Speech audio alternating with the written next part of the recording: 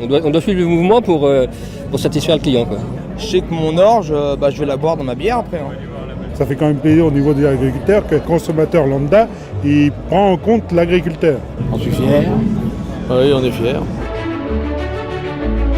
Gérer ses risques, c'est gérer son revenu. Enfin, essayer de gérer au mieux son revenu. J'essaye de vendre comme on m'a appris là, en plusieurs fois, quoi. Avant saison, pendant la saison et après la saison. Nous sommes engagés en MAEC réduction d'intrants niveau 2. On est passé d'un système il y a une dizaine d'années à 3 cultures où on en a 9 aujourd'hui. On dilue les risques. Bien comprendre son sol, je pense que c'est le premier élément à prendre en compte. Parce que c'est quand même le sol qui nous donne tout, c'est le support, c'est notre base. La terre, ça a toujours été, même nos ancêtres s'en servaient, donc voilà, il faut respecter pour que les prochains s'en servent aussi, quoi. J'ai beaucoup évolué sur 35 ans de carrière. La sonde qui passe pour cartographier les sols, le développement des analyses, toutes les nouvelles technologies qui se développent. Tout ce qui est fertilisation, tout ça, ça nous permet de réguler au plus juste. Ça va être des guidages, ça va être des désherbages localisés, des engrais localisés, ça va être de la modulation satellite jusqu'à de la modulation intraparcellaire.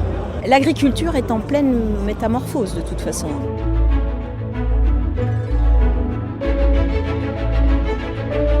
Il faut protéger nos cultures, si on veut faire des bonnes récoltes, tout ça, il faut forcément les protéger. C'est déjà une demande sociétale et je pense que c'est ce qui va nous être présenté aujourd'hui, des solutions alternatives.